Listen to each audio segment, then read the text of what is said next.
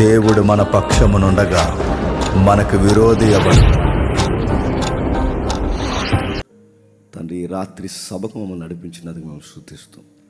క్రీస్తు నామమున ప్రార్థన సమర్పిస్తున్నాం తండ్రి, ఆమేన్. దయచేసి వచ్చిన ప్రతి ఒక్కరూ రిజిస్ట్రేషన్లో మీ ఫోన్ నెంబరు, మీ నేమ్ రిజిస్ట్రేషన్ చేయించండి. ఎందుకంటే మధ్యాహ్నం చాలామందికి భోజనం తక్కువైంది. మీరు ఎంతమంది ఉన్నారో మాకు తెలిస్తేనే సరిగ్గా మేము వండగలం. కాబట్టి చాలామంది కనబడుతున్నారు. నాకు తెలిసి మేము వేసిన చైర్లన్నీ ఎండిపోయి అంటే నాకు తెలిసి సుమారు 1000 మంది వరకు ఉన్నారు. కాబట్టి మీ అందరూ నమోదు చేయండి. అక్కడ మీ డబ్బుల కోసం కాదు, మీరు వచ్చారని మీకోసమే భోజనం సిద్ధం చేయడానికి. అదొకటి నెగ్లెక్ట్ చేయకండి దయచేసి. సరే, వాక్యాన్ని త్వరగా మనం విని ఈ మొదటి రోజు త్వరగా మనం ముగించుకునే ప్రయత్నం చేద్దాం. అపోస్తుడైన పౌలు కొలసీలకు రాసిన పత్రిక, అపోస్తుడైన పౌలు గారు కొలసీలకు రాసిన పత్రిక 3వ అధ్యాయం. కొలసీలకు రాసిన పత్రిక. దయచేసి అందరూ బైబిల్ తీయాలి. దయచేసి ఎవరు మొబైల్ చూడొద్దు. బైబిల్ని కేంద్రీకరిస్తూ వాక్యాన్ని మీరు వినాలి. కొలసీలకు రాసిన పత్రిక 3వ అధ్యాయం 18, 19, 20, 21 వచనాలు కలిపి చదువుకుందాం. భార్యలారా, మీ భర్తలకు విధేయులయుండుడి, ఇది ప్రభువును బట్టి యుక్తమై ఉన్నది. భర్తలారా, మీ భార్యలను ప్రేమించుడి, వారిని నిష్ఠూర పెట్టకుడి. పిల్లలారా, అన్ని విషయాల్లో మీ తల్లిదండ్రుల మాట వినుడి, ఇది ప్రభువును బట్టి మెచ్చుకొనదగినది. తండ్రులారా, మీ పిల్లల మనస్సు కృంగకుండినట్లు వారికి కోపం పుట్టింపకుడి. ఆ పిల్లల్ని ఎవరైనా సైలెంట్గా ఉంచమని చెప్పండి. తమ్ముళ్ళు ఎవరైనా అక్కడ ఉంటే. కొన్ని వాక్య భాగాలు మనం ఎన్నిసార్లు చదివినా మనకు ఆశ్చర్యానికి గురి చేస్తాయి. కొన్ని వాక్య భాగాలు మనం ఎన్నిసార్లు చదువుకున్నా ముఖాముఖిగా మన వ్యక్తిత్వాన్ని ప్రశ్నిస్తాయి. కొన్ని వాక్య భాగాలు ఎన్నిసార్లు మనం కదిపినా దేవుడు మరలా నూతనంగా మనతో మాట్లాడే ప్రయత్నం చేస్తాడు. అలాంటి సందర్భాల్లో ఈ సందర్భం ఒకటి. మీరు దయచేసి పొరపాటు పడకండి. ఇప్పుడు నేను ప్రకటన గ్రంథం చెప్పట్లేదు. పగటి వేళ ప్రకటన గ్రంథం, రాత్రి వేళ మనందరికీ అవసరమైన మరికొన్ని ఆత్మీయ, కుటుంబ, నేపథ్య, భౌతిక విషయాలు గుర్చిన వర్తమానాలు. సరే, ఏం రాస్తున్నాడు ఇక్కడంటే ఒక ఫ్యామిలీ. ఆ ఫ్యామిలీలో హీరోలు ఎవరైనా ఉన్నారంటే పురుషుడు. సెకండ్ స్టేజ్లో ఎవరైనా ఉన్నారంటే స్త్రీ. నేను రెండోది బాగా వినండి. నేను స్త్రీల కోసం మాట్లాడాలనుకోవట్లేదు. రెండవది పిల్లల కోసమే మాట్లాడాలనుకోవట్లేదు. మరి దేనికోసం మీరు మాట్లాడాలనుకుంటున్నారంటే మ్యాన్హుడ్, పురుష లక్షణం. పురుషుడి యొక్క వ్యక్తిత్వం ఎలా ఉండాలి, పురుషుడు అనేవాడు ఎలా ఉండాలి, దీనిని గూర్చి బైబిల్ ఏమని మనకు సెలవిస్తుంది. ఏంటి, పురుషుల కోసం బైబిల్ అంత డైరెక్ట్గా మాట్లాడిన సంగతులు ఉన్నాయంటే ఉన్నాయి. వాటి యొక్క అర్థాలు, వాటి పరమార్థాలు మనకు తెలుసుకోకపోతే రాకపోతే ఈ సమాజంలో ఒక సగటు మానవుడికి లేదా ఒక పురుషుడికి జీవన విధానం ప్రమాదకరం అవుద్దంటే అవుతుంది. నువ్వు ఫైనాన్షియల్గా ఎదగాలన్నా, మరి చెప్తున్నాను, నువ్వు ఆరోగ్యంలో బలపడాలన్నా, నువ్వు అనుకున్న లక్ష్యాలు నువ్వు సాధించాలన్నా, ఈ సొసైటీలో దేవుని చేత నీ కుటుంబం లేదా నువ్వు ఎవరైతే వ్యక్తి ఉన్నావో నువ్వు దీవింపు పొందాలి అంటే, నువ్వు బ్లెస్ చేయబడాలి అంటే ఒక పురుషుడా జర జాగ్రత్త అని వాక్యాలు చెబుతున్నాయి. ఏం చెబుతున్నాయి? పురుషులారా, భర్తలారా, ఇంకా డైరెక్ట్ మాట్లాడుకుంటే పెళ్ళైన వారులారా. కాస్తంత కొన్ని వాక్యాలు కదిపితే మగాడిగా పుట్టిన ప్రతి పురుషులారా మీకు కొన్ని విషయాలు తెలియాలి. కానీ గమ్మత్తు చెప్తున్నా, మనకి పురుషులు ఎలా ఉండాలో బైబిల్ మనకు నేర్పించే లోపే ఈ సమాజం నేర్పించకూడని అడ్డగోలు విషయాలు మనకి నేర్పించేశాయి. ఈ లెసన్ ప్రిపేర్ అవుతున్నప్పుడు నేను కూడా కనబడ్డా. ఈ వర్తమానం ప్రిపేర్ అవుతున్నప్పుడు ఇప్పుడు అప్పుడే వద్దులే తర్వాత చెప్దాం అనుకుని ఈరోజు నిజానికి కాలము సంపూర్ణమైనప్పుడు తన కుమారుడిని దేవుడు ఎందుకు పంపాడన్న ఒక హిస్టారికల్ లైన్ నేను ఎత్తుకుందాం అనుకున్నాను. కానీ సహోదరుల సలహా మేరకు పబ్లిక్ వచ్చిన తర్వాత లెసన్ చెప్తే కానీ ప్రస్తుతానికి మనకు కావాల్సిన ఒక ఈ టాపిక్ చెప్పమన్నారు కనుక నేను ఇందులోకి దిగాను. కానీ ఎందుకో ఇది ప్రిపేర్ అవుతుంటే నన్ను నేను చూసుకున్నట్టు అనిపించింది. కొంచెం ఏముంది అందులో అంటే బాగా వినండి. దీనికోసం ఆలోచించాలా, పురుషుల యొక్క లక్షణాల కోసం. పురుషులకి ఎమోషన్స్ ఉంటాయి. ఈరోజు కేవలం పురుషుల కోసమే. పురుషులకి ఎమోషన్స్ ఉంటాయంటే ఉంటాయి. వాళ్ళ ఎమోషన్స్ ఎలా ఉంటుందో తెలిసిన అప్పుడప్పుడు వాళ్ళు గట్టిగా అరుస్తారు. ఇంట్లో నువ్వు అరుస్తావు లేదో నాకు తెలియదు కానీ చెప్పండి, నేను అరుస్తా. అప్పుడప్పుడు గట్టిగా అరుస్తారు, గట్టిగా అరుస్తారు, గట్టిగా అరుస్తారు. కొంతమంది పురుషులు ఎదురుగా కనబడిన వస్తువుల్ని చెప్పండి తన్నుతారు. టీవీ అయితే టీవీని పగల కొడతారు. అక్కడ ఏ వస్తువు ఉంటా వస్తుంది అంటారు. కళ్ళారే చేస్తారు. వాళ్ళ మాట తాగడికి ఒక్కసారి ఇల్లు అంతా నిశ్శబ్దం అయిపోతుంది. ఎందుకంటే అది పురుషుల లక్షణాలన్నీ ఒక అలవాటు ఉంది మనకి. మరలా అడుగుతున్నాను, ఇంత ఎమోషన్ మనం క్యారీ చేసిన తర్వాత నెక్స్ట్ ఏంట్రా అని ఎప్పుడన్నా పురుషుల మరో లక్షణం ఏంటి చెప్తున్నా, అప్పుడప్పుడు కొంతమంది పురుషులు ఏడుస్తారు, ఒంటరిగా కూర్చుంటారు, ఏదో కోల్పోయినట్టుంటారు. ఆ కోల్పోయిన తర్వాత అసలు ఏం జరుగుతుందని తనను తాను ప్రశ్నించుకున్నప్పుడు ఛ ఎందుకు కొట్టాను రా అనే ఫీల్ అయ్యే విషయాలు కూడా మగాళ్ళకు ఉంటాయి. వాళ్ళ ఎమోషన్స్ని వాళ్ళు క్యారీ చేస్తున్నప్పుడు వాటిని ఎందుకు కొన్ని విషయాల్లో కంట్రోల్ చేయలేకపోతున్నారంటే ఈ సమాజం మనల్ని కంట్రోల్లో పెట్టే సలహాలు మనకు ఇవ్వలేదు. మరి ఎలాంటి లక్షణాలు ఇచ్చింది, ఎలాంటి విషయాలు మాట్లాడుతుందంటే పురుషుడికి డెఫినేషన్ ఇచ్చింది ఈ సమాజం. పురుషుడికి డెఫినేషన్ ఎలాంటి డెఫినేషన్ ఇచ్చింది, ఎలాంటి డెఫినేషన్ అంటే మగాడు అన్నాక ఆ మాత్రం కోపం ఉంటుందండి, అరుస్తాడు, కొడతాడు, అవసరమైతే గోడకేసి గుద్దుకుంటాడు. ఆ మాత్రం ఉంటుంది మగాడంటే.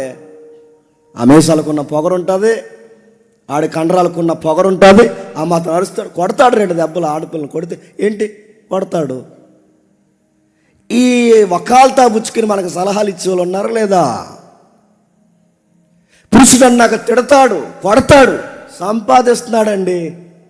ఒక మాట అంటే ఏంటండి, పురుషుడు ఇలా ఉండాలని, ఆడు ఎలా కోప్పడాలని, ఎలా ప్రవర్తించాలని, వాడి బిహేవియర్ ఇదని పురుషులకి కొన్ని నేర్పించే సమాజం. ఈ సమాజంలో ఒక లక్షణాలు ఉన్నాయి. పాత సినిమాలు అంటే 90s టైంలో, అంటే అంకుల్ గారు వాళ్ళ టైం అలా, ఆ యంగేజ్ టైంలో, ఆ టైంలో మీరు చూడండి. అంటే అప్పుడు మనం పుట్టాం వాళ్ళ యంగేజ్లో అన్నమాట. ఆ అంకుల్ గారు అక్కడ ఉన్నారు చూడండి. ఆ టైంలో అప్పుడప్పుడు ఆ సినిమాలు మనం చూసేవాళ్ళం. మారకముందు పురుషుడు అనగానే ఒక అజమాయిషి, ఇంట్లో ఏదో అడావుడు జరుగుద్ది. పురుషుడు హీరో, ఇంట్లో హీరో ఇలా బయటకు వస్తాడు. ఇలా బయటకు వచ్చిన తర్వాత ఇలా చూస్తాడు, ఇలా చూసి ఇలా వచ్చి అంటాడు, లోపలికి వెళ్ళు అంటాడు. అలాగేనండి అని వెళ్ళిపోద్ది హీరోయిన్ అనమాట లోపల. అదొక క్లాసిక్ సీన్ అది సినిమాల్లో. మా ఫ్రెండ్ వస్తున్నాడు, నువ్వు లోపలికి వెళ్ళంటే అలాగేనండి వెళ్ళిపోతున్నా. అదొక క్లాసిక్ సీన్ అయింది ఆ రోజులు. ఇప్పుడు చూడండి, పురుషులు సినిమాల్లో కూడా ఆధిపత్యం ఉంది, సమాజంలో ఆధిపత్యం ఉంది. పురుషుడంటే ఏంటి, అరుస్తాడు. పురుషుడంటే ఏంటి, కొడతాడు. పురుషుడంటే ఏంటి, తిడతాడు. పురుషుడంటే ఏంటి, వస్తువు పగలగొట్టేస్తాడు. పురుషుడికి అర్థాలు చెప్పింది ఈ సమాజం, అంటే అర్థాలు చెప్పింది. అందుకే చూడండి, సినిమాలు ఎప్పుడు మీరు చూడండి, పై చేయి ఎప్పుడు ఎవరిది ఉంటుంది చెప్పండి, మగాడిది.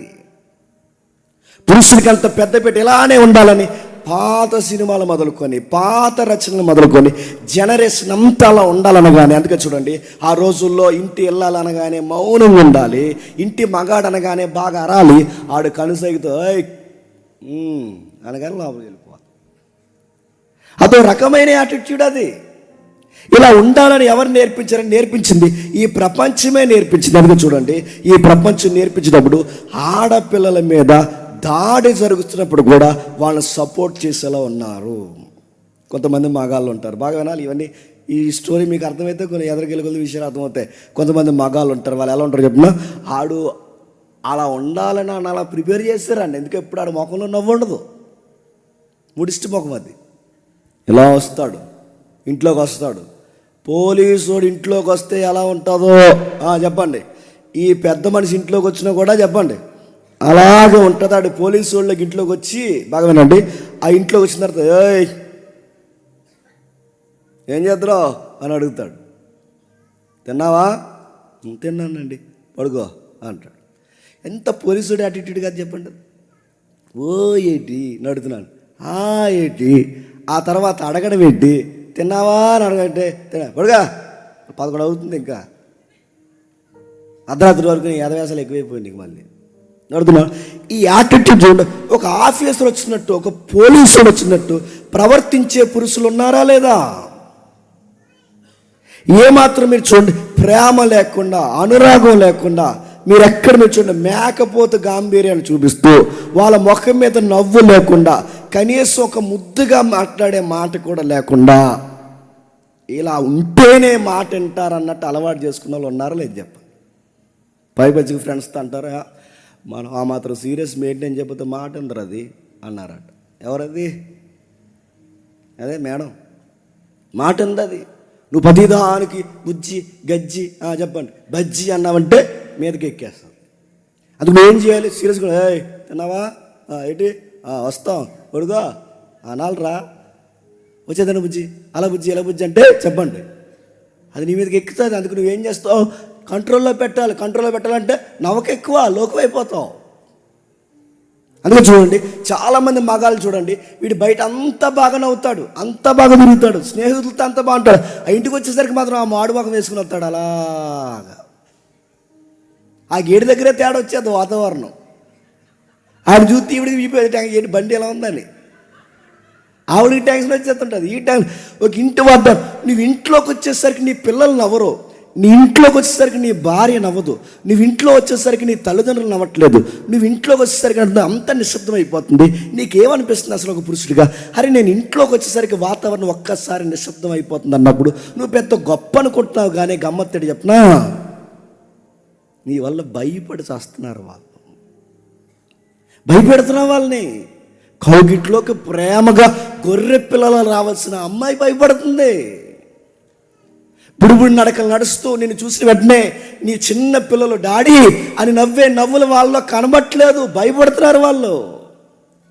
నువ్వు బయటకు వస్తుంటే డాడీ నేను కూడా వస్తాను, నీ పిల్లలు నిన్ను చూసి అనలేకపోతున్నారంటే, నువ్వు బయటికి వెళ్తున్నప్పుడు నీ భార్య ప్రేమగా చూస్తూ వెళ్ళిపోతున్నారండి త్వరగా వచ్చేయండి అని అనలేకపోతుందంటే, నువ్వు ఇంట్లో ఎలా బిహేవ్ చేస్తున్నావు?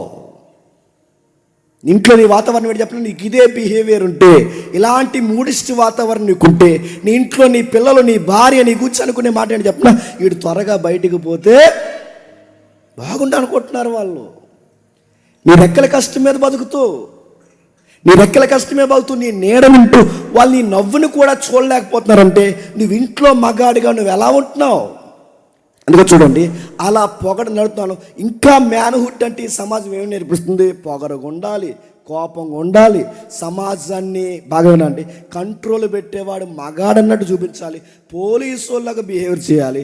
ఆ మాత్రం పొగరు లేకపోతే మాట వినరన్న ఒక భయంకరమైన తత్వాన్ని నేర్పించాలి. ఈ పురుష లక్షణాలు మ్యాన్హుడ్ అంటే.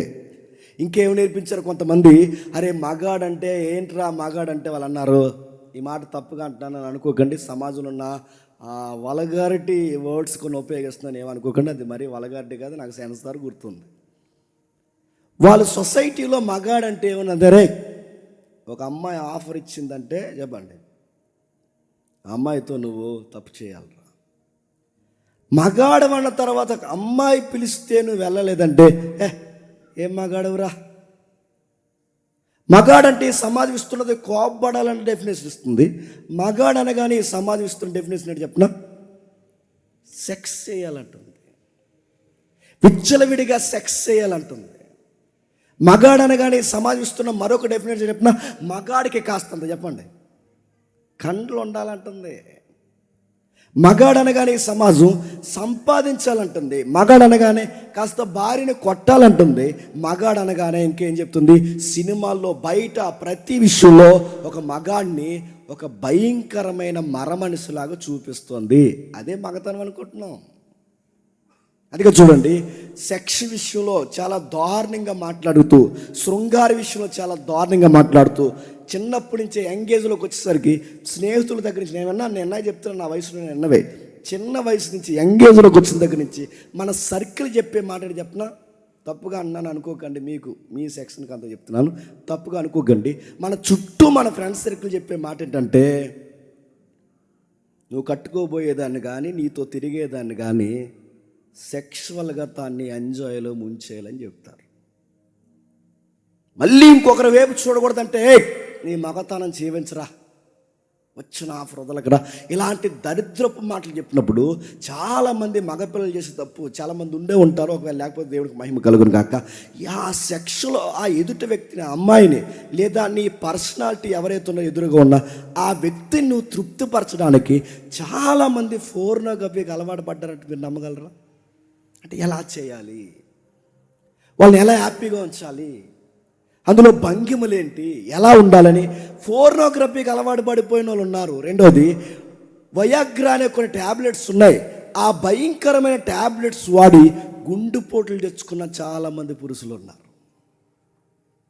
ఎలా ఉండాలంటే, ఒక జంతువులాగా సెక్స్ చేస్తేనే నా లైఫ్ పార్ట్నర్ లేదా నా లవర్ని లేదా నాతో ఉండాలనుకున్న అమ్మాయిని నేను ఎలా ఉంటేనే నన్ను మగాడిగా అర్థం చేసుకుంటుంది, లేకపోతే నన్ను మగాడు అనుకోదు అనుకున్నప్పుడు ఇలాంటి పిచ్చి మాటలు సలహాలు ఇచ్చేసరికి బ్లూ ఫిల్మ్లు చూస్తున్నారు, ఫోర్న్ వీడియోలు చూస్తున్నారు, రాంగ్ వెబ్సైట్స్కి వెళ్తున్నారు, మెడిసిన్స్ వాడుతున్నారు, కొకైన్లు ఎక్కించుకుంటున్నారు. దీని దెబ్బకి వాళ్ళు ఏమవుతున్నారంటే ఆరోగ్యాలు అట్టుడికి పోతున్నాయి, సంతానోత్పత్తి తగ్గిపోతుంది, ఎముకలు గొల్లైపోతున్నాయి. వాడు చేయాల్సిన సహసిద్ధమైన లక్షణాన్ని వాడు భయంకరమైన దానికి ఉపయోగిస్తే సుఖవ్యాధులు వచ్చి చస్తున్నారు ఈరోజు చాలామంది యంగ్స్టర్స్కి హెచ్ఐవి ఉందంటే మీరు నమ్మగలరా? చాలామంది యంగ్స్టర్స్కి ఎయిడ్స్ ఉందంటే మీరు నమ్మగలరా? చాలామంది ఇండస్ట్రీలో, కొంతమంది పేర్లు చెప్పకూడదు, లైవ్ వెళ్తుంది, పెద్ద పెద్ద హీరోలకి, పెద్ద పెద్ద హీరోయిన్లు కూడా సుఖవ్యాధులతో బాధపడుతున్న వాళ్ళు ఉన్నారు. ఆల్రెడీ కాలం చేసేసిన వాళ్ళు ఉన్నారంటే మీరు నమ్మగలరా? ఎందుకు ఇలా బలి అయిపోతున్నారంటే, ఆ సమాజం చెప్తుంది ఏమని, నువ్వు పురుషుడురా, నువ్వు ఇలా శృంగారం చెయ్యాలరా, ఇది చేయకపోతే నేను చేతగానోడు అనుకుంటారా, దాని కొరకు నువ్వు ఏదో ఒకటి చేయాలనగానే భార్యతో కూడా మాట్లాడటం ఏమనుకోకండి, భార్యతో కూడా బ్లూ ఫిల్మ్లో చూసిన ఆ భంగిములను ప్రయోగాలు చేసే పనికి మాలిన సన్నాసిగాళ్ళు ఉన్నారంటే మీరు నమ్మగలరా? ఉన్నారు సన్నాసి యాదవులు. అరే నువ్వెక్కడో దిక్కుమాలిన చిత్రాలు చూసి ఆ ప్రయోగాలు ఈ ఆడపిల్ల మీద చేస్తే మనిషి అనుకుంటున్నావా, లేకపోతే మృగం అనుకుంటున్నావా, మనసు అనుకుంటున్నావా, జంతువు అనుకుంటున్నావా? నీ భార్యది, నీ భార్య మీద ప్రయోగాలేంటి? నువ్వు చూస్తున్న వారు ఎవరైతే ఉన్నారో వాళ్ళ వృత్తే అది, నువ్వు చూస్తున్న వాళ్ళ వృత్తి అది. వాళ్ళు భయంకరమైన భంగిమలు పెడతారు, వాళ్ళు దొల్లుతారు, ఎగురుతారు, భయంకరమైన ఏవైతే ఈ మాట వాడుతున్నా నన్ను తప్పుగా అనుకోకండి, వాళ్ళ భయంకరమైన యాంగిల్స్లో వాళ్ళు మూవ్ అవుతారు. ఆ ప్రయోగాలు ఈ పిల్ల మీద చేస్తే ఎలా? అసలు నువ్వు మనిషివేనంటే నీకు ఇలాంటి రాంగ్ యాటిట్యూడ్, ఈ డెవిల్ యాటిట్యూడ్ నీకు ఎవరు నేర్పించారంటే నీ సన్నాసి వాళ్ళందరూ నేర్పించారు నీ చుట్టూ. అమ్మాయి అంటే ఈ భంగిమలు ఉండాలి, అమ్మాయి అంటే ఈ యాంగిల్స్ ఉండాలి, అమ్మాయి అంటే ఈ మాట్లాడినా తప్పుగా అనుకోకండి, ఇదిగో ఈ ఆకారంలో ఇలా ఉండాలి, వెయిట్ ఇలా ఉండాలి, వైట్ ఇలా ఉండాలి. నీకు ఎవడరా చెప్పింది ఇవన్నీ అంటే నీ సన్నాసి వాళ్ళందరూ చెప్పారు నీకు. నేను అడుగుతా, నీ చుట్టూ ఉన్న నీ ఫ్రెండ్స్ ఒక్క ఎదవ దగ్గర రీల్స్ ఓపెన్ చేస్తే ఆ రీల్స్ హిస్టరీ అంతా ఏంటి? చెత్త ఉంటుంది ఆ రీల్స్ అంతా. యూట్యూబ్కి కానీ, నేను అడుగుతాను, యూట్యూబ్కి కానీ, ఇన్స్టాకి కానీ, ఫేస్బుక్ కానీ ఉండే లక్షణం చెప్పిన, నువ్వు ఏ చెత్త అయితే ఎక్కువ చూస్తావో ఆ చెత్తే డిస్ప్లే వస్తుంది, గుర్తుపెట్టుకో.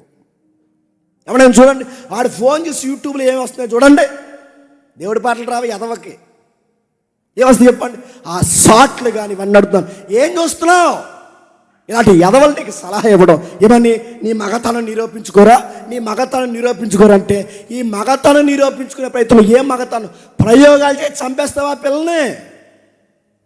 నీ మగతనం నిరూపించుకోవడానికి నీ భార్య మీద ప్రయోగాలు చేస్తే ఆ పిల్ల కాపురం చేయలేక అమ్మా నాన్న దగ్గరికి పరిగెడితే వీడు మళ్ళీ ఈ పోటీగాడి పెద్దల సభలో అన్నాడట, ఆ రచ్చబండ్లో తగువ పెడితే అన్నాడట, మీ అమ్మాయి నా దగ్గర పడుకోవట్లేదండి అన్నాడు. ఎంత సిగ్గులేని ఎదవనాలండి.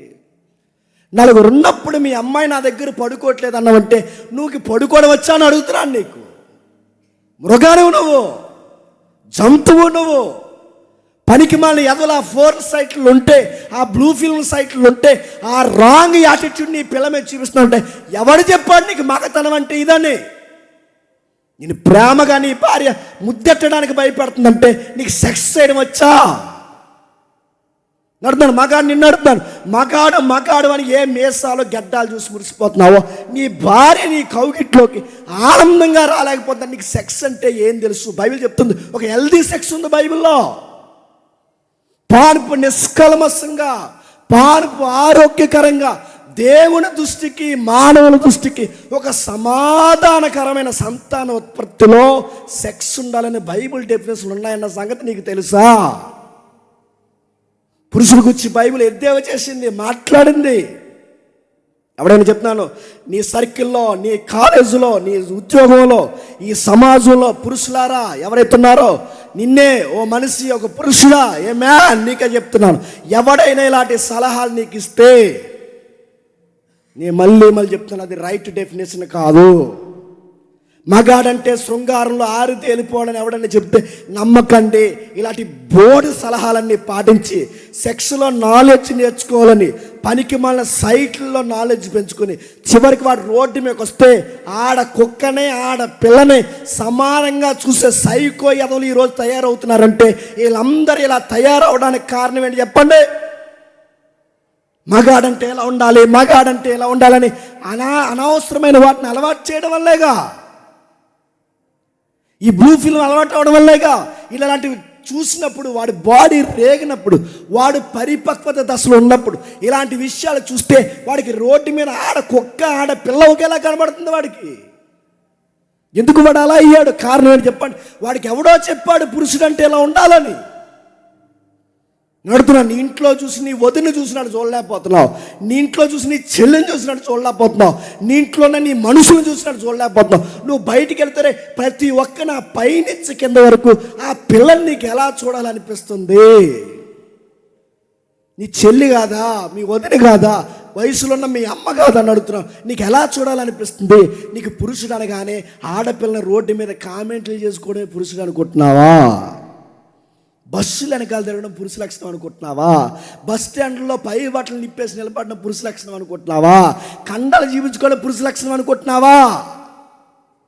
ఎవడు చెప్పాడు నీకు ఇది పురుష లక్షణం అని? ఎవరు నేర్పించి నడుతాను? ఇవి పురుష లక్షణాలు కాదు, మ్యాన్హుడ్ అంటే అది కాదు. నాకు తెలిసిన ఫ్రెండ్స్ సర్కిల్ ఉంది, బాగా వినండి. కండలు పెంచడమే మగతనం అంటారు, తెగ పెంచేస్తుంటారు అవి ఇవి తాగి. ఇక్కడొక ఇంజక్షన్, ఇక్కడొక ఇంజక్షన్, ఇక్కడొక ఇంజక్షన్. నేను చెప్తున్నాను, ఇలా ఇంజక్షన్ చేసుకున్న మా జిమ్లో ఉన్న గురువులు హార్ట్ అటాక్ వచ్చి చచ్చిపోయిన మళ్ళీ చెప్తున్నాను. చాలామందికి ఈ మధ్య బాడీలు పిచ్చి వచ్చింది, బాడీలు పిచ్చి నడుతున్నాను. నీకు నిజంగా బాడీ పెరగాలంటే రా, పొలం పనికి రా, అన్నీ దిగిపోతాయి, నీకు రా. పోనీ జిమ్కి వెళ్ళి అడుగుతున్నాను, నీ జిమ్ పేరు మీద నాకు తెలిసిన సర్కిల్ చెప్తాను. నేనే జిమ్లో పడివచ్చునండి, నాకు తెలిసిన సర్కిల్లో చెప్తున్నాను. ఈ జిమ్లకి అలవాటు పడిన కండలు ఉండాలి మంచిదే, ఫిట్నెస్ ఉండాలి మంచిదే, మగాడన్నాడక ఆడి యొక్క బలం ఆడికి అలంకారం మంచిదే. కానీ ఈ ఫిట్నెస్ మీద ఫోకస్ పెట్టి చదువులు ఎగ్గొట్టిన సన్నాసేతలు ఉన్నారులే చెప్పండి. ఇప్పటికీ నా టైం లైన్లో నుంచి అప్పటి నుండి ఎప్పటికీ జిమ్ములు చేసి చేసి చేసి ఆ కండలు పెంచి పెంచి పెంచి ఉద్యోగం రాక, చదువులు రాక, టాలెంట్ రాక ఈ కండలు పెంచి మీరు దేనికి పనికొస్తారా అంటే బాడీ గార్డులకి సెక్యూరిటీ తప్ప దేనికి పనికిరారు. దానికేగా నడుతున్నాను. నీ కండలు దేనికి? రూపాయి ఉపయోగం లేని కండ అది. నీ ఎముకల బలం దేనికి? నీ ఇంటికి పోసన ఇవ్వగలదా? గుప్పుడు మెతుకులు పెట్టగలదా? ఇలా చూసుకుని అద్దం ముందు ఈ మధ్యన ఎలా నిలబడిపోయి ఇలా చూసుకుని ఇలా నడుతుంది. ఏడ్రి వాసిపోయినాయా? నువ్వు చూసుకో, మాకెందుకు చెబుతున్నావు మళ్ళీ? ఇలా చూసుకుని నడుతున్నావు, ఇలా చూసుకుని ఇలా మురిసిపోయి వయసు అయిపోయింది జిమ్ముల్లో చాలామందికి. నాకు తెలుసు, నా సర్కిల్ నేను చెప్తున్నాను. ఈ జిమ్ములు పిచ్చి బట్టి చదువులు పోయిన వాళ్ళు ఉన్నారు, ఈ జిమ్ములు పిచ్చి బట్టి నడుపుతున్నాను భవిష్యత్తు పోయిన వాళ్ళు ఉన్నారు. ఈ జిమ్ములని తిరిగి దేనికి పనికి రాక ఇప్పుడు కండలు పెంచుకొని ఆటోలు తోలుకుంటున్నారు చాలామంది. ఆటోలు, సెక్యూరిటీ జాబులు చేస్తున్నారు. ఏ పని చేయలేక నడుతాను. కండలు ఉంటే సరిపోద్దా? ఆ గంటకు ఫుడ్ ఉండాలిగా నడుతున్నాను. ఆ ఫుడ్ ఎలా వస్తుంది? అద్దం ముందు నిలబడి ఎలా అంటే వస్తుందా? ఎలా అంటే వస్తుంది? పురుషుడు అనగానే నడుతున్నాడు, పురుషుడు అనగానే ఫిట్నెస్ అనుకుంటున్నారు, పురుషుడు అనగానే ఇదిగో సెక్స్ అనుకుంటున్నారు, పురుషుడు అనగానే కోపం అనుకుంటున్నారు. అలా కాదురా ఇలా ఉండాలిరా, అలా కాదురా ఇలా ఉండాలిరా అంటే పురుషుల్లో ఉండే మరొక రాంగ్ యాటిట్యూడ్ అని చెప్పిన, నా ఇష్టం నేను ఎలా ఉంటా. ఇది ఒక డైలాగ్ అయిపోయిందిగా, నా ఇష్టం చెప్పండి నేను ఇలాగా ఉంటా, నేను ఎవడు చెప్పింది వినను. మళ్ళీ ధైర్యం మాట చెప్పిన, ఆడి మాట ఆడేయండి అంట. పిచ్చకి నీకు జాయిన్ చేయాలి ఇంక త్వరలోనే. ఎవడో చెప్పాడు ఈ పాసి డైలాగులన్నీ, ఎవడో చెప్పాడు నీకు డైలాగులన్నీ, ఎవడో నేర్పిస్తున్నాడు అడుగుతున్నాను. అసలు నీ సర్కిలే రాంగ్ సర్కిల్ అది. అలాంటి సర్కిల్లో తిరుగుతున్నావు. అందుకే పురుషుడు అనగానే ఈ మాట ఉండాలి, పురుషుడు అనగానే కోపం ఉండాలి, పురుషుడు అనగానే కొట్టాలి, పురుషుడు అనగానే కంచాలు ఇసిరేయాలి, పురుషుడు అనగానే వస్తువులు పగలగొట్టేయాలి, పురుషుడు అనగానే కోపపడాలి. ఇలాంటి లైఫ్ స్టైల్ అలవాటు చేసుకున్నారు. దీనికి ఆపోజిట్ ఏంటి చెప్పిన, పురుషుడు గట ఎమోషన్స్ ఉంటాయి, కొన్ని బాధలు ఉంటాయి, భావోద్వేగాలు, అవి మనం బయటికి చూపించకూడదంట. అందుకే మగాలంట చెప్పండి ఏడవకూడదంట, ఆడోలే ఏడాలంట. మరి మేము ఏడిపోతే ఏం చేయాలట? జస్ట్ 5 minutes లోపల పోవా, ఏం చేయాలి? నడుతున్నారు. మనం ఏడకూడదంట, మనకి ఏడిపోతే ఏడకూడదంట, బాధ అయితే బాధ కూడదంట. ఇలా జేబులో జైలు పెట్టుకుని పంటి కింద ఇలా బాధను అనాలంట. చచ్చిపోవాలని ఊపిరి పీకించుకుని అడుగుతున్నా. ఎవరు నేర్పించండి? ఏడొద్దంటారు, నవ్వొద్దంటారు, చెప్తున్నాను, ఎక్కువగా ఉండొద్దంటారు, కోపడమంటారు, అజిమైసి చేయమంటున్నాడు. ఈ ఎవరు నేర్పించారా సినిమాలు? ఈ ఎవరు నేర్పించారా కవులు? ఈ ఎవరు నేర్పించారా పెత్తందారి వ్యవస్థ? అసలు దీనికి ఆరిజిన్ ఏంట్రా? పురుష పెత్తనాన్ని చూపించే మతాలు. అక్కడి నుంచి సొసైటీ కొలాప్స్ అయింది. పురుషుడే పైన ఈ పురుషుల లక్షణాలు ఇవన్నీ చూపించి వాళ్ళ పాడైన ప్రవర్తన చూపించారు. నేను అడుగుతున్నాను, మగాళ్ళు ఏడ ఉండేస్తున్నారా? కానీ గమ్మత్తని చెప్పిన, మగాళ్ళలో చెడ్డ గుణాలు ఉన్నాయని ఎంత వాస్తవమో, మగాళ్ళలో చెప్పుకోలేని బాధాకరమైన సంగతులు ఉన్నాయనో కూడా అంతే వాస్తవం. కొంతమంది మగాళ్ళు చాలా దారుణంగా ఏడుస్తారు. మగాళ్ళు ఏడొచ్చు అంటే నేను అంటాను, ఏడొచ్చు. కొంతమంది మగాళ్ళు ఉంటారు, ఒంటరిగా కూర్చుంటాడు. ఆడు అలా ఒంటరిగా కూర్చున్నప్పుడు ఆడు చూస్తే బాధేస్తుంది. ఎందుకు ఒంటరి కూర్చున్నాడంటే ఆడు బయటికి చెప్పలేడు ఫ్యామిలీ విషయాలు. వాడికి ఒక మెచ్యూరిటీ ఉంది. వాడు ఒంటరి కూర్చుంటాడు, గుండెల్లో చాలా విషయాలు దాచుకుంటాడు. ఆ విషయాలు దాచుకున్నప్పుడు వాడు ఎవరితో పంచుకున్న కుటుంబం పరుగు పోద్ది. వాడు ఎవరికీ చెప్పలేడు. మరి ఏం చేయాలంటే ఆ బాధను తట్టుకోలేక, ఆ పంటి బిగును వాడి బాధను దాచేసుకుని ఎవరికీ చెప్పలేక సూసైడ్ చేసుకుని చచ్చిపోతున్న మగాళ్ళు ఉన్నారంటే మీరు నమ్మగలరా? అటు అమ్మను ఆనంద పెట్టాలో, ఇటు కట్టుకున్న దాన్ని ఆనంద పెట్టాలో, ఇటు తోబుట్టువుల మాట వినాలో, లేదా నా భార్య తాలూకా మాటలు వినాలో, ఇద్దరిని సమానంగా చూడలేక, వాళ్ళలో మాట వినక, వీళ్ళలో మాట వినక, ఉదయం నుంచి సాయంత్రం వరకు గొడ్డులా కష్టపడి ఇంటికి వస్తే ఇంట్లో మనశ్శాంతి లేక ఇసుకుపోయి ఇలాంటి బతికే కన్నా చచ్చిపోతే బాగుండని ఒంటరిగా పోయి ఎక్కడో నదుల దగ్గర దూరంగా కూర్చుని ఏడ్చే మగాళ్ళు ఉన్నారంటే మీరు నమ్మగలరా? మగాళ్ళు ఏడుస్తారంటే ఏడుస్తారు. మగాళ్ళు కన్నీళ్ళు దిగమింగుకుంటారంటే దిగమింగుకుంటారు. మగాళ్ళలో చెడ్డలు ఉన్నారని ఎంత వాస్తవమో, కుటుంబం కొరకు వారి విలువల కొరకు కట్టుబడే వాళ్ళు ఉన్నారంటే ఉన్నారు. వారు ఎవరైతే అన్మెచ్యూర్డ్గా ప్రవర్తించే వాళ్ళను కూడా భరించే పురుషులు ఉన్నారంటే ఉన్నారు. కొన్నిసార్లు వాళ్ళు అలా కంట్రోల్లో ఉంటారు. అవి తట్టుకోలేరు. ఆ తట్టుకోలేని టైంలో వాళ్ళు తీసుకునే నిర్ణయాలు ఏంటంటే తాగేసి తాగుబోతులైనా అయిపోతారు. ఆ బాధను తట్టుకోలేకపోతే సూసైడ్ అయినా చేసుకుంటారు, లేదా మొత్తానికి అన్నీ వదిలేసి హిమాలయాలకు పోతారు. దద్దునికి పోయింది. లేదా మొత్తానికి చెప్పండి సన్యాసి అయిపోతాడు. ఈ సంవత్సరం నేను ఎదలేకపోతున్నానని, నేను భరించలేకపోతున్నాను. అందుకే ఏంటి ఇవన్నీ అంటే, ఈ పురుషుల్ని అర్థం చేసుకునే మరో పురుషుడు ఉన్నాడంటే ఆడేమాత్రం చేసుకుంటాడు. ఆడు నువ్వు ఒకటే. తాడిపల్లిగూడెంలో పెట్టారంట కొత్తగా సంఘం, భార్య బాధితుల సంఘం. శ్రీకాంత్ అనే దగ్గర ఉంది నెంబరు, అడగండి. సేవ్ చేసుకున్నాడు, మరి ఎందుకో నాకు అర్థమవుతలేదు. ఆయన ఎప్పుడు ఆ నెంబర్ డిలీట్ చేయడు. బాగా భార్య బాధితుల సంఘం. అవి భార్య వల్ల బాధలు ఉంటాయి. ఇంట్లో అమ్మ వల్ల బాధలు ఉంటాయి. అత్త వల్ల బాధలు ఉంటాయి. మామ వల్ల బాధలు ఉంటాయి. తండ్రి వల్ల బాధలు ఉంటాయి. ఇంట్లో పుట్టిన పిల్లల వల్ల బాధలు ఉంటాయి. ఫైనాన్షియల్ ప్రాబ్లమ్స్ ఉంటాయి. చెప్పుకోలేని బాధలు ఉంటాయి. అనారోగ్య సమస్యలు ఉంటాయి. ఇవి ఎవరికి చెప్పుకోలేక వీడు ఏమవుతున్నాడు, దాచిపెట్టుకుంటాడు. ఒకేసారి బ్లోట్లా పేలిపోతాడు. ఆ పేలిపోయిన పేలుడే చచ్చిపోతాడు, తట్టుకోలేకపోతాడు. ఎంత సంపాదిస్తే దేనికండి? నా వెనక్కున్న వాళ్ళే నన్ను అర్థం చేసుకోలేనప్పుడు. ఓ పురుషుడా, నీకే చెప్తున్నాను, నా సహోదరులారా, అన్నలారా, తమ్ముళ్ళారా, నా జత పని వారులారా, మీ అందరికీ నేను సెలవిస్తున్నమాట, నువ్వు ఎంత ఏడాలనుకుంటున్నావు అంత ఏడ్చేయి రాత్రి. నీకే చెప్తున్నాను, నీకే చెప్తున్నా అంటున్నాడు బైబిల్లో. నీకే, ఏ పురుషుడా, నీకే నేను చెప్తున్నా. ఎమోషన్స్ని కంట్రోల్ చేయకండి, దాన్ని ఎక్స్పోజ్ చేయండి. కానీ దాన్ని అర్థవంతంగా ఎక్స్పోజ్ చేయండి. ఎంత ఏడవాలో ఏడవండి, ఎంత బాధపడాలో అంత బాధపడండి. ఎందుకంటే బైబిల్ ఇలా అంది, దుఃఖపడువారు, చెప్పండి, ధన్యులు. మన ఎమోషన్స్ని బట్టి దేవుడు అంటున్నాడు, ఇదిగో బ్లెస్డ్ పీపుల్ మీరు. అందులో మనకు ఒక రాయితీ ఉంది, ఏడ్చే వాళ్ళ ధన్యులు. అంటే ఏడవండి, ఆ ఏడ్చే దానిలో ధన్యత ఉంది. అది ఎలా ఏడవాలంటే క్రైస్ట్ అంటున్నాడు, నేను ఏడ్చినట్టే ఏడవండి. ఆశ్చర్యం, అద్భుతంగా కనిపించే మాటని చెప్పిన, ఈ భూమి మీద జీసస్ బతికినప్పుడు ఏడ్చాడు. ఈ భూమి మీద క్రైస్తు సంచరించినప్పుడు, యేసుక్రీస్తు ఈ భూమి మీద 33.5 సంవత్సరాలు పలుమార్లు ఏడ్చాడు. ఆయన ఎవరు తెలుసా? ఒక పురుషుడు, సకాల పురుషుడు.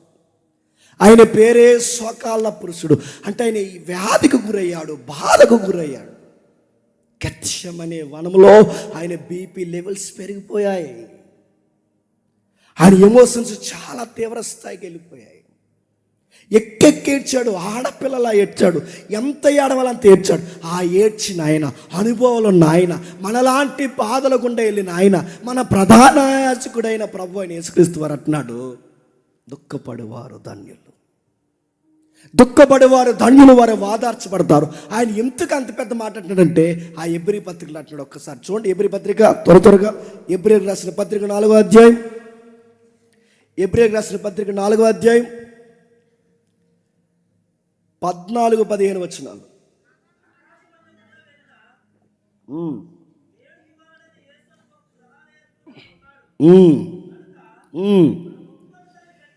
మనం ఒప్పుకొన్న దాన్ని గట్టిగా చేపట్టుతాము. మన ప్రధాన యాజకుడు మన బలహీనతల యందు మనతో సహానుభావం లేనివాడు కాడు, కానీ సమస్త విషయాల్లో మన వలనే శోధింపబడి ఆయన పాపము లేనివాడు. ఇప్పుడు చెప్పండి, ఆయనకి యాంగ్రీ ఉంది, ఆయనకి ఎమోషన్స్ ఉన్నాయి, ఆయనకి క్రైసిస్ ఉంది, ఆయనకి లోన్లీనెస్ ఉంది. ఆయన కూడా ఒక మగాడు ఈ భూమి మీద ఎంత బాధపడతాడో అంతగా బాధపడాడు. గమ్మత్తుడు చెప్పిన, ఆయన సొంత సహోదరులు ఆయన అర్థం చేసుకోలేదు. తండ్రి కాని తండ్రి తనను సరిగ్గా అర్థం చేసుకోలేదు. తనకి కన్నిన తల్లి ఎవరైతే ఉందో వాళ్ళ ఇంట్లో వాళ్ళందరూ ఆయన్ని పిచ్చోడు అనుకున్నారు. తన వెనకాల పుట్టిన అక్క, తన వెనకాల పుట్టిన చెల్లుళ్ళు, తమ్ముళ్ళు, మా అన్నయ్యకి పిచ్చి పట్టింది అన్నారు. ఫ్యామిలీ ప్రాబ్లమ్స్ ఆయనకు కూడా ఉన్నాయి. తన ఇంట్లో యాంటీ అయ్యారు, తన ఈదులో వాళ్ళందరూ యాంటీ అయ్యారు, తన ఊరంతా నజరేత్ ఆయనకి యాంటీ అయిపోయింది. అలాంటి టైంలో ఆయన ఎమోషన్స్ బాగా వినండి. తన ఇంట్లో ఏదో అన్నారని ఏడ్చినట్టు బైబిల్లో లేదు. తన ఊర్లో వాళ్ళు ఏదో అన్నారని ఇంట్లో వాళ్ళు, ఈ ఊర్లో వాళ్ళు ఏదో అన్నారు ఏడ్చినట్టు బైబిల్లో లేదు. కానీ ఆయన ఏడ్చాడు. తన స్నేహితులు బాగా వినండి, తన వదిలిపోయినందుకు ఆయన ఏడవలేదు, కానీ ఆయన ఏడ్చాడు. ఆయన ఎందుకు ఏడ్చాడంటే బైబిల్ అంటుంది, తండ్రి చిత్తం కోసం ఏడ్చాడు. దేవుని మహిమ కోసం ఏడ్చాడు, తన తండ్రి చిత్తాన్ని నెరవేర్చడం కోసం ఏడ్చాడు. అందుకే ఏ పురుషులు ఎవరైతే ఉన్నారో, ఓ పురుషుడా నీకు నాకు చెప్తున్నాడు, నువ్వు ఏడు, కానీ నీ భార్య కోసం ఏడు. నువ్వు ఏడు, నీ స్నేహితుల కోసం ఏడవద్దు, నువ్వు ఏడు. నువ్వు ఎంత ఏడవాలో ఏడు. ఆ ఏడ్చేది దేవుని కోసం ఏడు. నువ్వు ధన్యుడు అవుతావు. దుఃఖపడేవారు ధన్యులంటే ఎలా ధన్యులు? నీ అప్పుల కోసం ఏడితే ధన్యుడు అవ్వు, నీ భార్య కోసం ఏడిస్తే ధన్యుడు అవ్వు, నీ ఫైనాన్షియల్ ప్రాబ్లమ్స్ కోసం ఏడిస్తే ధన్యుడు అవ్వు, నీకు మంచి భార్య భర్త రాలేనందుకు, లేదా నీ అత్తమామలు నిన్ను అర్థం చేసుకున్నందుకు ఏడిస్తే ధన్యుడు. వాళ్ళు ఏడిపిస్తారు, అలానే ఉంచు, అలానే తాయి, ఒక నవ్వు వదిలాయి. కానీ ఒక విషయం కోసం మాత్రం ఎక్కేడు. ఆ విషయం ఏంటి తెలుసా? దేవా, ఈ బాధల్లో, ఈ కష్టాల్లో, ఈ కన్నీళ్ళలో, ఈ అర్థం చేసుకోలేని ఈ కుటుంబంలో నీ చిత్తాన్ని నేను తుదముట్టుకు నెరవేర్చలేనేమో అని ఏడుస్తున్నాను ప్రభువా అని ఏడు. ఆయన చిత్తం కోసం ఏడు, ఆయన ప్రార్థనలో ఏడు, ఆయన వాక్యం కోసం ఏడు, ఆయన మాటల కోసం ఏడు. అవసరమైతే బీపీ తెచ్చుకో. ప్రభు అయిన యేసుక్రీస్తు వారు చెమట రంధ్రాల్లో నుంచి రక్తం వచ్చిందంట అని అడుగుతున్నాను. ఎందుకు రక్తం వచ్చిందంటే ఆయన ఎందుకు ఏడుస్తున్నాడు చెప్పనా? తన భార్య మీద కోపం వచ్చి కాదు, గుర్తుపెట్టుకోండి. తనకు భార్య లేదు, తన కుటుంబం మీద అంత బీపీ ఎందుకు వస్తుంది ఆయనకి? ఆయన ఏ చెట్లని గుద్దలేదే, ఆయన ఏ గోడల్ని గుద్దలేదే, ఆయన ఏ వస్తువుల్ని తన్నలేదే, ఆయన ఎక్కడ ఎవరి మీద గట్టిగా అరవలేదే. ఆయన గట్టిగా అరిసరిసి ఏడుస్తున్నది ఏదైనా ఉందంటే ప్రార్థనలో, నా దేవా, నా దేవా, నా దేవా, ఈ శారీరకమైన కష్టంలో, ఈ మానసికమైన ఇబ్బందుల్లో, ఈ సమస్యల్లో దేవా నేను చేతులెత్తి తరుస్తున్నాను ప్రభువా, ఈ పాత్ర నేను పోషించలేమని భయం వేస్తుంది. నీ చిత్తమైతే ఈ పాత్ర కొంచెం గ్యాప్ ఇవ్వు, లేదా ఇది మోయట నీ చిత్తమైతే మోయగలిగే శక్తి నువ్వు ప్రభువా. నేను అడుగుతున్నాను, మగాళ్ళందరిని అడుగుతున్నాను, ఎప్పుడన్నా దీనికోసం ఏడ్చారా? పిల్ల తిట్టింది అని ఏడిసే వాళ్ళు ఉన్నారంటే సన్నాసి గల్లందరూ. పోయిడితే ఇలా ఎడుతున్నాడు, ఒకటి ఎలాగ మా ఆవిడకి తిడుతుందండి పోలో అన్న. మీ ఆవిడకి తిడుతారా? ఆడెవడో ఫోన్ చేసి మొన్న ఇప్పుడు చేశాడు, నా పక్కన ఒకరు చేసినప్పుడు అని మా ఆవిడ ఆవిడ మాట అనబోదు, నేనేం చేయను చెప్పు. ఇదే అడిగాను నేను, మాట అంటలేదని. ఆడాడు ఏడకరా చిరాకు ఉంది, ఆడకు ఆవిడ మాట అడుగుతున్నా. ఏం చేయమని, ఏం చేస్తావు? ప్రార్థన చేయ ఆవిడ కోసం. ఏం చేస్తావు? వదిలేమని చెప్తావా? బయటపడమని చెప్తావా? మా ఆవిడ మాట పిల్లం కొట్టిందని ఏడ్చేవాళ్ళు అడుగుతుంది. దానికి ఆడొచ్చా? మేనహుడ్ అది. పిల్లం తిట్టిందని ఏడొచ్చా? అత్త ఏదో అందని ఏడొచ్చా? మామేదో అన్నాడని ఏడొచ్చా? అప్పుల కోసం నడుతున్నారు. మగాడి ఇటు కోసం ఏడొచ్చా? చికా కనిపించట్లేదు నడుతున్నాను. వాళ్ళు ఏడ్చే కొద్ది గుర్తుపెట్టుకోండి. విన్నాను, నేను నీ కోసం ఏడాను. చెప్పండి, నా దేవుని చిత్తానికి నువ్వు అడ్డొస్తున్నందుకు నీ కోసం కూడా ప్రార్థన చేసి ఏడుస్తానే తప్ప నీ మాటలకు నేను ఏడవను. నువ్వు తెచ్చిన ఫైనాన్స్ ప్రాబ్లమ్స్ నా బుర్రకి పిచ్చెక్కిపోతున్నా ఈ ప్రాబ్లమ్స్ కోసం నేను ఏడను. ఎందుకంటే నా ఏడుపు, నా కన్నీటి బట్టు ఇలువ నాకు తెలుసు. నా దేవుని కోసం తప్ప నేను దేని కోసం ఏడవను. స్వకాల పురుషుడు మనకు నేర్పిస్తున్న మోడల్ ఏంటో తెలుసా? దేవుని కోసం ఏడవండి. ఆయన అనుభవం లేనివాడు కదట, మన ప్రధాన యాజకుడు అనుభవం లేనివాడు కదట. మన వలే సమస్త విషయాలలో శోధింపబడి అనుభవం లేనివాడుగా లేడట. మన వలే అన్ని విషయాల్లో గుర్తుపెట్టుకోండి, అనుభవం ఉన్నవాడు కనుక మన అందరికీ చెప్తున్నాడట, మీకు ఏ బాధ ఉన్నా ఆయన అన్నాడు, నన్ను చూడండి, శ్రమల్ని జయించే శక్తి వస్తుంది మీకు. ఒక ఉదాహరణ చెప్పి నేను త్వరగా ముగిస్తాను. మనం పడుతున్న బాధలకి, ఇబ్బందులకి, సమస్యలకి, దుఃఖానికి, సంతోషం లేని పనులకి, భ్రమపరిచే కొన్ని కార్యాలకి, ఇవన్నీ పురుషుల్లో ఈ సమాధానం లేని ప్రశ్నలతో ఉర్రోతులుకుపోయి జీవితం అయిపోయిందిరా అని కృంగిపోయేవారు ఎవరైనా ఉంటే, ఈ ఫోటో ఎందుకని నాకు దొరకలేదు, యుఎస్ఏలో, United States of America, mister Wang evangelist pastor గారు అన్యాయంగా తనకు వయసుకు వచ్చిన కొడుకుని ఒక పనికి మాలినోడు చంపేశాడు. మిస్టర్ వాంగ్ ఆ దైవజన్ యొక్క కొడుకుని చంపేస్తారు దారుణంగా. వాంగొచ్చారు, పర్మిషన్ తీసుకున్నాడు, ఆఫీసర్ని బతుకులాడుకున్నాడు. ఆ చంపేసినోడికి కోర్టు పనిష్మెంట్ ఇచ్చింది, వాడికి జీవిత ఖైదీ చేశారు. ఆ జీవిత ఖైదీ చేసిన వాడిని పలకరించాలి, నా కొడుకుని చంపునోడు నేను చూడాలనుకుంటున్నాను, దయచేసి నాకు పర్మిషన్ ఇప్పించండి అని అడిగాడు. వాంగ్ లోపలికి వెళ్ళాడు, జైలు లోపలికి. నీకు పెరోల్ మీద బెయిల్ పెట్టించి నేను బయటకు రప్పిస్తాను. కానీ నా కుమారుడు వయసే నీకుంది, నా కుమారుడిని ఎందుకు చంపావని నేను అడగట్లేదు. నా కొడుకుని ఎందుకు అంత చిత్రవద గురి చేసి చంపేశాను నేను అడగట్లేదు. కానీ ఒక మాట నేను అడుగుతున్నాను, నువ్వు ప్రభు అయిన యేసుక్రీస్తు వారిని రక్షకుడిగా అంగీకరిస్తావని అన్నాడంట. ఖైదీగా ఆశ్చర్యం వేసింది. ఏంటి, నీ కొడుకుని చంపిన విషయాలు నువ్వు డిస్కషన్ చేయకుండా నువ్వు నమ్మిన దేవుడిని నమ్మమని ఎలా అడుగుతున్నావంటే, మరో మాట కూడా నేను అడుగుతున్నాను, నేను బయటికి రప్పిస్తాను నా కుమారుడా. నాకు ఎలాగూ కొడుకు లేడు కనుక, జరిగింది హిస్టరీలో మీరు చదువుకోండి కావాలంటే, నాకు ఎలాగూ కొడుకు లేడు కనుక నువ్వు బయటకు వచ్చిన తర్వాత నువ్వే నా కొడుకుగా ఉంటావని అడిగాడంట. ఆ మాటకు సలించిపోయాడు ముద్దాయి.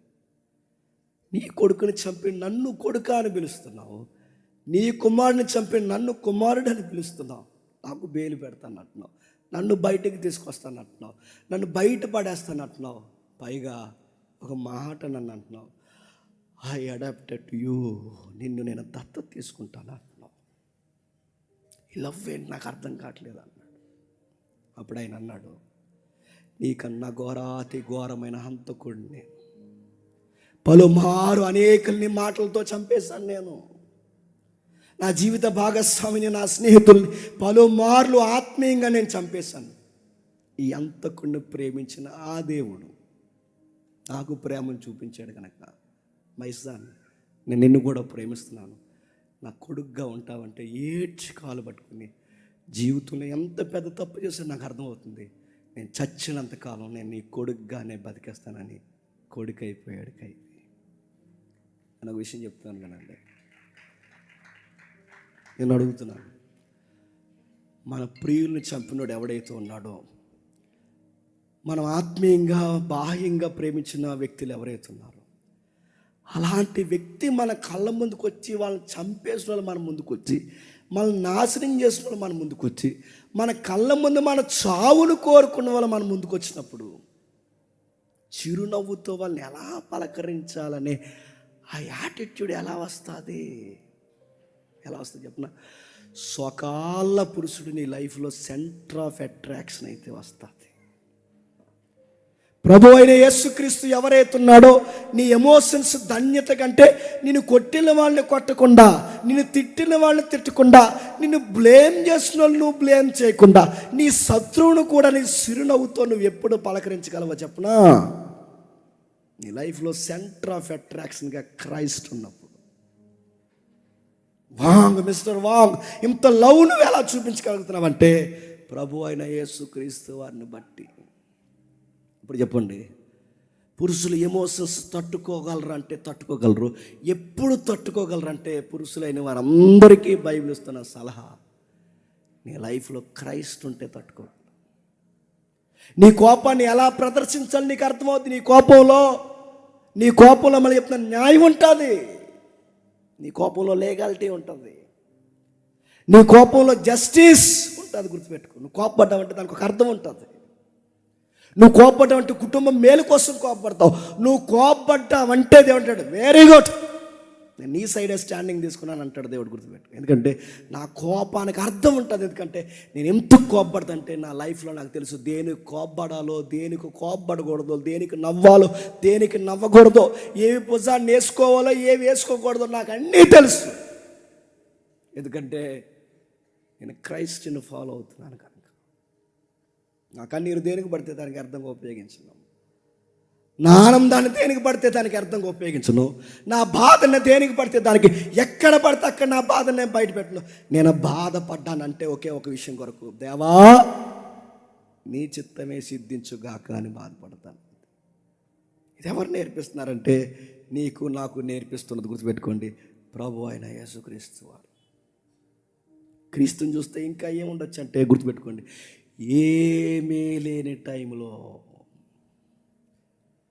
రూపాయి సంపాదన లేని టైంలో, పేకల్లోతు బాధల్లో కూరుకుపోయిన టైంలో, అలాంటి విషయాల్లో కృంగిపోకుండా ఆనందంగా జీవితాన్ని గడపాలి అంటే దానికి సూత్రం ఒకటి గుర్తుపెట్టుకోండి: క్రైస్ట్ని ఫాలో. క్రీస్తుని వెంబడించి పూరు గుడుసులో ఉన్నామని చెప్తున్నాను, అనుభవంతో చెప్తున్నాను. పూరు గుడుసులో ఉన్న, కటిక నేల మీద నిద్రపోయినా, పాసన్నం పరమన్నం అలా తిన్నా ఆనందంగా ఎప్పుడు ఉండగలమని చెప్పినా, నా లైఫ్లో క్రైస్ట్ కేంద్రం అయిపోవాలి. గుర్తుపెట్టుకోండి. అందుకే తిమోతితో పౌలు అంటాడు, ఆయన సంతుష్టి సహితమైన దైవభక్తి. చెప్పండి, అప్పలాభం. అప్పుల్లో ఉన్న ఒక ధైర్యం ఉంటుంది, బాధల్లో ఉన్న ఒక ధైర్యం ఉంటుంది, ఈ నాన్న వాళ్ళందరూ వ్యతిరేకమైపోయిన ఒక ధైర్యం ఉంటుంది, నీ భార్య నిన్ను అర్థం చేసుకోకపోయిన ఒక ధైర్యం ఉంటుంది, నీ స్నేహితులు నిన్ను అర్థం చేసుకోకపోయిన ధైర్యం ఉంటుంది, నువ్వు మేలు కోరిన వారే నీకు అన్యాయం చేసిన ధైర్యం ఉంటుంది. ఎందుకంటే ఈ భూమి మీద నేను వెంబడిస్తున్న ప్రభువు కూడా అదే జరిగిందన్న ఒక ధైర్యం ఉంటుంది. ఆ ధైర్యం నన్ను బలపరుస్తుంది. అందుకంటున్నాడు, శిష్యులు కానీ తను కూడా వెంబడించిన ప్రతి ఒక్కరిని అన్నాడు, follow me, follow me. Follow ఇమ్మంటే వెనకాల రమ్మని కాదు, నేను ఎందుకు ఏడుస్తున్నానో గమనించండి, నేను ఎక్కడ ఆనందం పొందుతున్నానో గమనించండి. నాలా ఉండడానికి నా యాటిట్యూడ్ మీరు అలవాటు చేసుకోండి. నాలా ఉండడం మీరు నేర్చుకుంటే ఇతరులు తిడుతున్నప్పుడు ఆ తిట్లను కూడా చెప్పండి, ఆనందంగా స్వీకరిస్తారు. ఆయన అన్నాడు, మనుషులు మిమ్మల్ని నిందించి, మనుషులు మిమ్మల్ని బాధించి, మనుషులు మీరు వ్యర్థంగా మిమ్మల్ని కాని మాట్లాడినప్పుడు నా నామమును బట్టి మీరు చెప్పండి, సంతోషించు. ఎవరో ఒక మాట అంటే ఎందుకు కృంగిపోతున్నావు? సంతోషించు. ఎవరో ఒక మాట అంటే ఎందుకు అలా బెంగపెట్టుకుంటున్నావు? సంతోషించు. అంటారు, ఇప్పుడు వీళ్ళు కాకపోతే రేపు వాళ్ళు అంటారు, వాళ్ళు కాకపోతే వీళ్ళు అంటారు, వీళ్ళు కాకపోతే వీళ్ళు అంటారు, వీళ్ళు కాకపోతే వీళ్ళు అంటారు, వీళ్ళంతా నాకు తంటాయి కూర్చుంటారు అంటారు. కానీ అనని, నిన్నైనా అనని. నేను ఒకటి మాత్రం ఫిక్స్ అయ్యా, నన్ను పిలిచిన వాడు నమ్మదగిన వాడు, నన్ను విడవడు ఎడవాయుడు. ఆయన నాతో ఉంటే నాకు ఎన్ని జరిగినా ధైర్యంగా ఉంటా, అప్పుడున్నా ధైర్యంగా ఉంటా, రోగమన్నా ధైర్యంగా ఉంటా. నన్ను అందరూ వదిలేసి ఒంటరిగా పోయినా ఆ చెట్టు కింద కూర్చుని ఒక మగాడిగా బిక్కు బిక్కుమని నా మోకాల్లోకి నా తలకాయ దించుకుని నేను కృంగిపోయి నా గడ్డం కింద చేతులు పెట్టుకుని నేను దిగేలుగా ఉన్నా, నాకు ఎక్కడో తెలియని ధైర్యం. ఏంటి చెప్తా, నా క్రైస్ట్ నాతో ఉన్నాడు. అందుకే ప్రభు అంటున్నాడు, నా నామం నిమిత్తం మిమ్మల్ని అన్నప్పుడు గంతులేయండి, సంతోషించండి. నా కోసం బతుకుతున్నప్పుడు మీకు వ్యతిరేకతలో ప్రారంభం, మీ కుటుంబంలోంచి మీకు వ్యతిరేకతలో ప్రారంభమైనప్పుడు మీరు ఎగిరి గంతేయండి. నేను త్వరలోనే రాబోతున్నాను, వాని క్రియ చెప్పిన ప్రతి వానికి ప్రతిదండన చేయబోతున్నాను. నీతియుక్తంగా బ్రతికిన వానికి నీతి కిరీటాలు అనుగ్రహించడానికి త్వరలోనే. ఆ ఒక్క హోప్, మళ్ళీ చెప్తున్నాను, ఆ ఒక్క నిరీక్షణ, ఆయన ఇచ్చిన మాట ఏదైతుందో దేన్నైనా జయించేయాలనిపిస్తుంది. నా బాస్ నన్ను తిట్టినా నాకు బాధ అనిపించదు, నా లైఫ్ పార్ట్నర్ నా కోసమే సెట్గా మాట్లాడినా నాకు బాధ అనిపించదు, నా స్నేహితులు నా మీద కాని మాటలు మాట్లాడినా నాకు బాధ అనిపించదు, నాతో నిద్రపోయి, నాతో తిని, నాతో ఉండి ఎవరైతే ఉన్నారో నా స్వజనులు నాకు వ్యతిరేకమైపోయి నాకు బాధ అనిపించదు. ఎందుకు చెప్పనా, అందరూ నన్ను విడిచిపోయినా చెప్పండి, దేవా నీవు నన్ను విడిచిపోవు. పురుషుడంటే ఎలా ఉండాలి? సెక్స్ కాదు. పురుషుడంటే ఎలా ఉండాలి? ఫిట్నెస్ కాదు. పురుషుడంటే ఎలా ఉండాలి? ఫైనాన్స్ మాత్రమే కాదు. పురుషుడంటే ఎలా ఉండాలి? పరలోకమందున్న దేవుడు పురుష లక్షణాలతోనే పిలువబడ్డాడు గనక, ఆయన పురుషుడుగానే తనను తాను పరిచయం చేసుకున్నాడు గనక, ఆ దేవుడు భూమి మీదకి వస్తే ఆయన ఎలా ప్రవర్తించాడో అలా ప్రవర్తిస్తేనే వాడు సంపూర్ణమైన పురుషుడు. ఆ పురుషుడు ఎలా ప్రవర్తించాడు చెప్పిన, శత్రువును కూడా సంతోషంతో పలకరించాడట. ఆ పురుషుడు ఎలా ప్రవర్తించాడు తెలుసా? ఎక్కడ ఏడవాలని తెలిసి ఆయన కోసం మాత్రం ఏడ్చాడట. ఆ పురుషుడు ఎలా ఉన్నాడంటే, ఈ భూమి మీద తలవాల్చుకోవడానికి చోటు లేకపోయినా, ఆయనకి గుప్పెట స్థలం ఆయనకి లేకపోయినా చెప్పండి, నిండుగా బతికేసి వెళ్ళిపోయాడు. ఎవరు చెప్పండి? పురుషులు అనగానే సంపాదించాలంటే సంపాదించాలన్న గంజా వ్యాపారం పడి ఎదవా. సంపాదించాలి, అలానే అడదుగులు ఎదిగిపోతావా? పురుషుడంటే సంపాదన అయితే ఎలాగోలాగా ఎదిగాలని గంజా వ్యాపారాలు దొరికేసిన వాళ్ళు లేరు. పురుషుడు అనగానే సెక్స్ అనగానే సుఖవేదలు తెచ్చుకుని చచ్చిన వాళ్ళు లేరు, కుటుంబానికి అంటించిన వాళ్ళు లేరు. పురుషుడు అనగానే కోపాన్ని ప్రదర్శించడమే కుటుంబం అనుకుని ఆవేశంలో భార్యని చంపేసిన వాళ్ళు లేరు. పురుషుడు అనగానే ఇలానే ఉండాలి, వస్తువుల్ని గిరాయనన్నప్పుడు ఆ గిరేసిన వస్తువులు తగలకూడని చోట పిల్లలు తగిలి చనిపోయిన పిల్లలు లేరు. అర్థం, ఈ సమాజం రాంగ్ డెఫినేషన్ చెప్తుంది పురుషులు అంటే. కానీ బైబిల్ చెప్తుంది పురుషుడు అంటే ఎలా చెప్పినా, ఇదిగో ఒక దేవుడు ఒక రోజు ఇలలోకి వచ్చాడు, ఆయన పురుష ఆకారంలోకి వచ్చాడు. ఎలా ఉండాలో పురుషులందరికీ చెప్పండి, ఒక రోల్ మోడల్ చూపించాడు. పురుషులారా, మీరు అన్ని విషయాల్లో చెప్పండి, మీ భార్యని చెప్పండి ప్రేమించండి. అన్ని విషయాల్లో అంటే అన్నీ, ఏడని అడగండి బ్రాకెట్లో. అన్ని విషయాల్లో. ఎన్ని విషయాలంటే అన్నీ. నీకు నచ్చని మాట్లాడి చెప్పిన, ఆవిడ నిన్ను అర్థం చేసుకోకపోయినా కూడా నువ్వు ప్రేమించాలి. అప్పుడప్పుడు ఇలా అనే మాటలకి మనకి ఎలా ఉంటుంది చెప్పండి ఓపెన్ అయిపోయింది పర్లేదు. అప్పుడప్పుడు అనే మాట గుద్దితే మొత్తం 250 ఎమిట్లు ఇరిగిపోయి అంత కోపం వస్తుంది. కానీ గుద్దాం. అప్పుడు ఆ జుట్టు ఇలా పట్టుకొని ఫడా అని 2 గుద్దేలు అనిపిస్తుంది. అర్థం వాళ్ళ మాటలు అలా ఉంటే అప్పుడు ఆ పల్లెరికి మాటలు భరించలేము, మనం ఏమైనా భరిద్దాం. కానీ అలా వెళ్ళిపోతే కుదిరికి వెళ్ళకుండా డైలాగ్ వేస్తుంది మనకి. అక్కడ అలా గొడవ జాగాలనిపిస్తుంది అని అడుగుతా. ఆ బింది మీద ఎత్తేయాలంటే ఆ గ్యాస్ స్టవ్లో ఇలా. కానీ అనం ఏదో కొట్టినారని దెబ్బలు కొట్టి మళ్ళీ 2వ దెబ్బ కొట్టలేం. ఏదో చెప్పినా నేను క్రైస్తవుని ఫాలో అవుతున్నానుగా. ఆవిడ అనే మాటలకి ఎప్పుడో వదిలేయాలి, అది అనే మాటలకి ఎప్పుడో దెబ్బకు చంపేయాలి. కానీ నేను ఏమనకుండా వదిలేస్తున్నానంటే గుర్తుపెట్టుకోండి, నేను క్రైస్తవుని ఫాలో అవుతున్నాను. బాధ నేను దిగుమెంగు చేసుకుంటున్నాను, నేనే అనుకుంటున్నాను. ఒక దెబ్బ ఇచ్చారు కొట్టినా మళ్ళీ అలా ఇలా తిరిగి వచ్చి నేనే కౌగులించుకుని మళ్ళీ నేనే సర్లే అంటున్నాను. ఎందుకంటే ప్రభు అయిన యేసుక్రీస్తుని బట్టి నేను కాపురం చేస్తున్నాను. ఇలా చేయగలమంటే చేయగలం. భార్య అర్థం చేసుకోకపోయినా, అత్త అర్థం చేసుకోకపోయినా, మామ అర్థం చేసుకోకపోయినా, నాన్న అర్థం చేసుకోకపోయినా, అమ్మ అర్థం చేసుకోకపోయినా, పుట్టిన పిల్లలు మనకు తగిన ప్రేమను ఇవ్వకపోయినా ఎలా భరిస్తున్నారంటే, నా ప్రభువు నన్నే భరించాడు. చెప్పండి, నేను వీళ్ళని భరించలేనా? భరిస్తాను. నాకు ఓపిక వచ్చింది ఆయన బట్టి, నాకు అర్థం చేసుకుని వచ్చింది ఆయన బట్టి. తన సంఘాన్ని భరించిన ఆయన నా సంసారాన్ని కూడా చెప్పండి భరిస్తాను. ఇప్పుడు చెప్పండి, పురుషుడు అంటే చెప్పిన ఏడవండి, ధన్యకరంగా ఏడవండి, ఫిట్గా ఉండండి. ఆ బలాన్ని దేవుని కోసం, నీ కుటుంబం కోసం ఆశీర్వాదకరంగా వాడండి. ఫిట్నెస్ మెయింటైన్ చేయండి.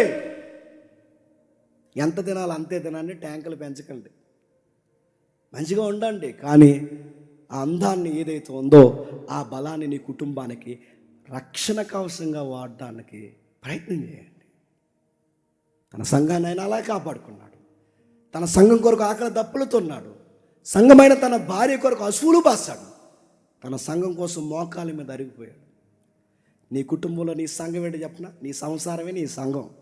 ఆ సంఘం కోసం ఎంతగా భరించు. పురుషుడా, సంపాదించు. నేను అర్థం చేసుకోకపోయిన వారి కోసం కూడా నువ్వు సంపాదించు. నీ శత్రువులైన వారిని కూడా అర్థం చేసుకోవడానికి సంపాదించు. ప్రేమగా చూడు, బలంగా ఉండు, ఆశీర్వాదకరంగా మారిపో. నీ కోపం మీద వస్తే ఎంత ఎడవాలో మోకాళ్ళు వేసి చెప్పండి, దేవా ఈ బాధలు నాకు అడ్డొస్తున్నాయి, తీసేయమని నేను అడగను, కానీ తట్టుకునే శక్తి నాకు ఇవ్వయ్యా.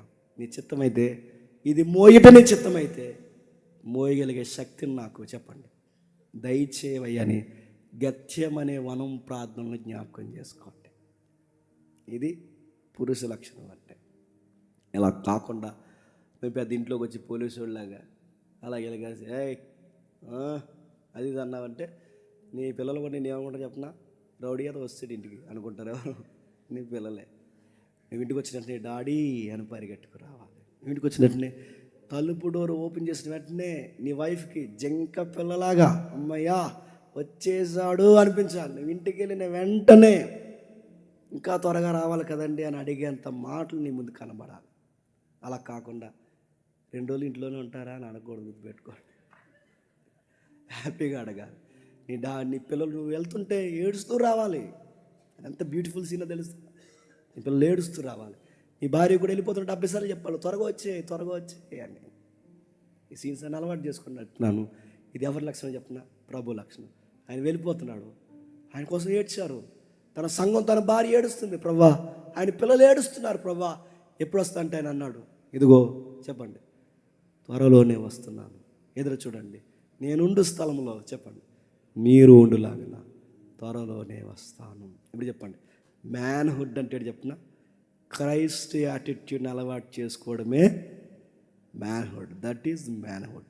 ఇది అలవాటు చేయండి, మీకు మీరే వెంతుకుంటారు, మీ ఫ్యామిలీకి వెంతుకుంటారు.